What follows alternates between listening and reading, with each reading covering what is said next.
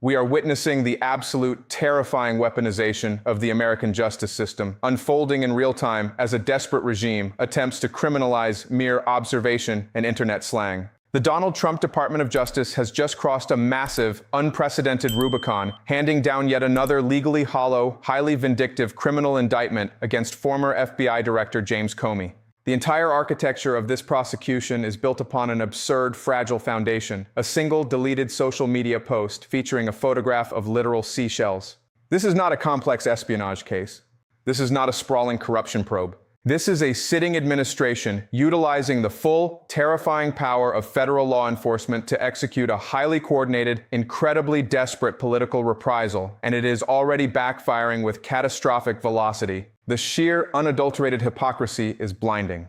The very same right-wing political apparatus that loudly, aggressively championed absolute free speech and furiously condemned big tech censorship is now actively applauding the federal prosecution of a private citizen for posting a photograph of seashells that spelled out a restaurant industry slang term. You are about to hear the intelligence analysis of a completely fabricated prosecution, the incredibly dangerous precedent it sets for the First Amendment, and exactly how the top lawyers in the DOJ are knowingly destroying their own professional reputations simply to satiate the vindictive ego of the commander-in-chief. Welcome to the weaponized state.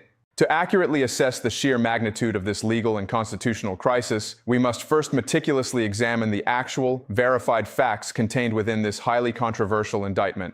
The Trump regime's Department of Justice, acting under the direct, highly visible influence of the Oval Office, has officially charged former FBI Director James Comey with 2 incredibly serious felony counts, making threats against the president and his successor and transmitting a threat in interstate commerce. However, the foundational evidence supporting these grave federal charges is shockingly, embarrassingly thin. The entire sweeping legal premise rests solely on a single social media post completely unmoored from any kinetic reality. Last year, James Comey posted a photograph of a cool shell formation he observed during a beach walk. The seashells happened to spell out the numbers 86 and 47. In standard restaurant and bar industry slang, to 86, someone simply means to get rid of them, to remove them from the premises, or to take an item off the menu. It is common, highly understood colloquial parlance. Yet, the Trump administration, operating from a posture of extreme paranoia, immediately claimed this photograph of beach shells constituted a highly credible, imminent death threat against Donald Trump's very life. They aggressively dispatched the Secret Service to formally investigate the former FBI director. The verified timeline is crucial. The absolute moment the Secret Service contacted Comey and requested the post be removed, he complied immediately, deleting it without hesitation. The intelligence analysis regarding the timing of this indictment reveals a highly calculated, deeply cynical political strategy. Why bring this specific, highly questionable case right now, nearly a full year after the actual nonviolent event occurred? The timeline firmly aligns with a desperate, multi-front public relations crisis engulfing the Trump administration. The indictment drops immediately following the chaotic, highly publicized incident at the White House Correspondents' Dinner, attempting to artificially link Comey's seashells to actual physical threats in order to aggressively conjure unearned public sympathy and permanently cement a false narrative of victimhood for Donald Trump.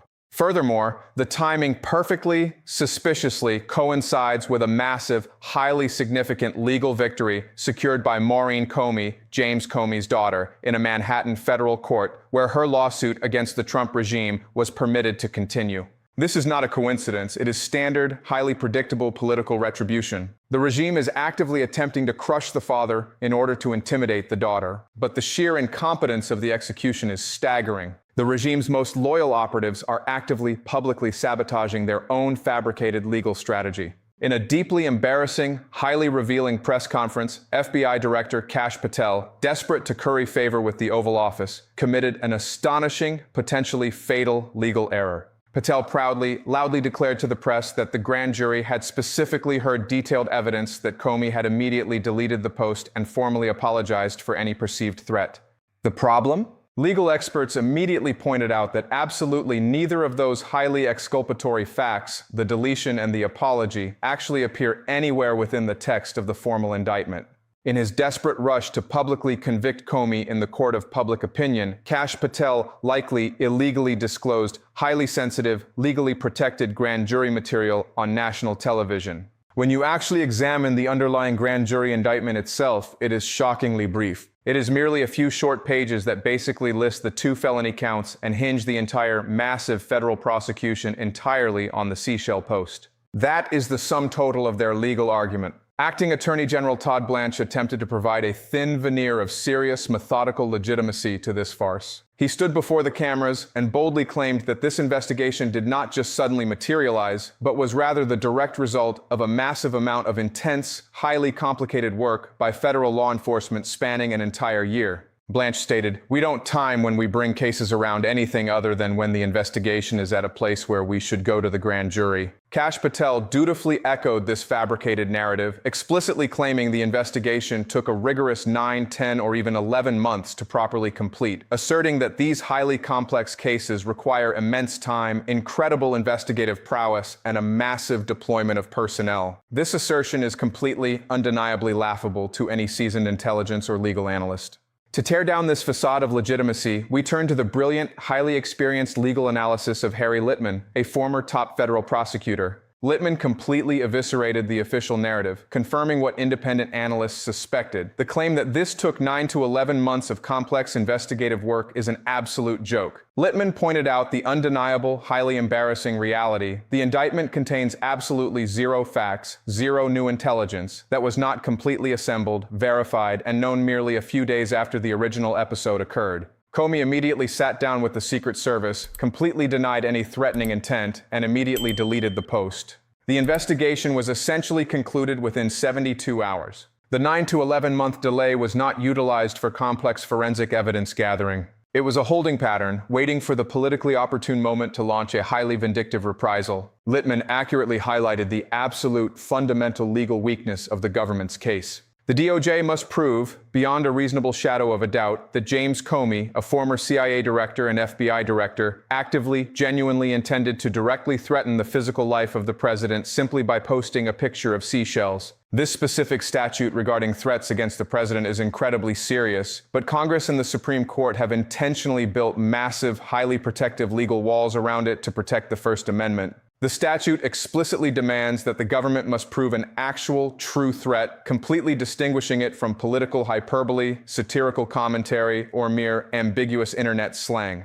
The legal precedent stemming from the civil rights era is incredibly strict, often protecting language far more incendiary than the numbers 86 and 47 arranged in sand. The obvious, logical, and legally defensible inference of Comey's post is a simple political expression hoping for the eventual electoral removal of Trump. To magically interpret restaurant slang as a literal, actionable death plot requires a combination of profound legal cynicism and highly sinister political calculation. Todd Blanche, acting as the primary legal architect of this prosecution, was aggressively pressed by reporters on the glaring, highly concerning First Amendment implications. When asked directly where the line between protected free speech and an actual criminal threat begins, Blanche offered a chillingly authoritarian response. He stated, "I don't know what critics say that especially today, but it's not a very difficult line to look at. You are not allowed to threaten the President of the United States of America." He completely refused to discuss any specific evidence, shielding his incredibly weak case behind the procedural veil of the grand jury.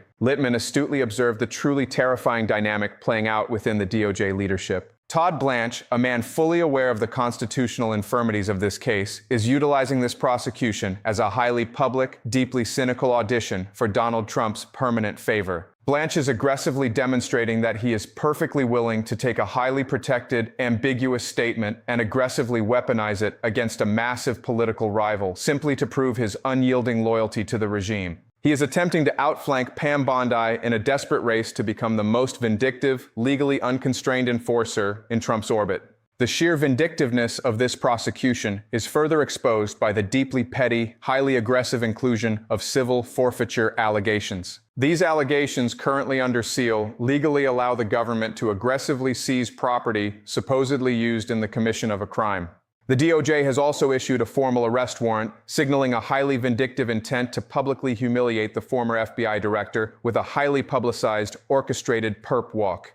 The objective is not legal justice, it is absolute total public embarrassment. This prosecution mirrors the exact, deeply corrupt blueprint utilized in the highly controversial indictment against the Southern Poverty Law Center. In both instances, the highest levels of the DOJ completely understand the profound legal weakness of their case. They absolutely know that the SPLC is not a terrorist organization, just as they absolutely know that James Comey was not attempting to orchestrate a physical assassination via seashell codes. Any honest, ethical prosecutor worth their salt would immediately refuse to bring such an obviously politically motivated, legally flawed case. But this is not a prosecution designed to secure a conviction. It is a massive, highly disruptive strategy of political attrition. Littman correctly predicts that there is absolutely zero chance this highly flawed indictment survives the rigorous scrutiny of pretrial motions. The defense will aggressively, rightfully demand massive discovery, seeking highly sensitive internal communications between Todd Blanche, Donald Trump, and other senior administration officials to explicitly prove an absolute, vindictive reprisal prosecution.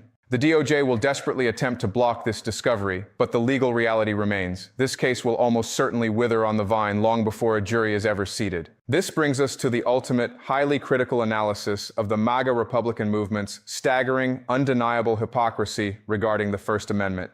This is a political faction that has spent the last half-decade aggressively, loudly championing themselves as absolute, uncompromising free speech absolutists. They built massive political capital screaming about cancel culture and big tech censorship whenever private companies rightfully suspended their accounts for violently promoting insurrections, spreading dangerous disinformation, or posting highly extremist right-wing rhetoric. Yet, the moment their supreme political leader feels slightly insulted by a photograph of seashells, they completely abandon their supposed principles. They are enthusiastically, loudly cheering for the federal government to aggressively criminalize a simple, ambiguous social media post. They are applauding the deployment of the full weight of the federal justice system against a private citizen for engaging in protected political expression. They have completely, utterly exposed themselves as massive, deeply unprincipled phonies. They do not care about free speech. They solely care about absolute, unquestioned power and the brutal suppression of their political enemies. This legally reckless maneuver perfectly mirrors Donald Trump's overarching, highly volatile strategy, whether he is dealing with domestic legal issues or launching massive, unauthorized military strikes alongside Benjamin Netanyahu in Iran. He operates completely on arrogant instinct, acting unilaterally and aggressively doing the thing without a single thought given to the massive, long-term consequences. He drops the bombs, he files the highly vindictive indictments, and then assumes he can simply bluff his way through the massive fallout. But the reality of litigation, much like the reality of kinetic warfare, is brutal and unforgiving. Once you formally file the indictment, you are fully legally committed. Every single day moving forward, the administration will face massive, highly invasive discovery requests. They will have to send their top lawyers to defend an incredibly weak, heavily mocked case. They will suffer massive public humiliation when the case is inevitably, predictably dismissed.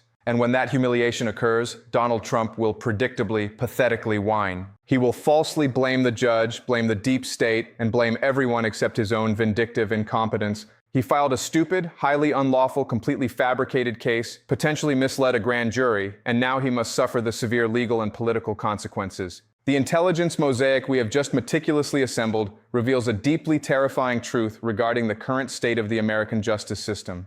The Department of Justice is no longer operating as an independent arbiter of the law. It has been entirely, completely co-opted into a highly vindictive, heavily weaponized instrument of personal political retribution. The men leading this charge, figures like Todd Blanche and Kash Patel, completely understand the immense constitutional damage they are inflicting. They are actively, knowingly betraying their professional oaths, completely shredding their legal reputations, and aggressively engaging in what analysts can only describe as a corrupt Faustian bargain. They are willingly burning down the fundamental, bedrock principles of the First Amendment, hoping that their absolute blind loyalty will eventually be rewarded with a lifetime judicial appointment or the permanent title of Attorney General. The prosecution of James Comey for posting a photograph of seashells is not merely a political sideshow. It is a blaring, deafening siren warning the American public that the rule of law has been completely replaced by the chaotic, highly vindictive whims of an autocrat. The hypocrisy has been fully exposed, the legal arguments are collapsing, and the ultimate test of the republic now rests on the absolute integrity of the federal courts to reject this profound authoritarian overreach.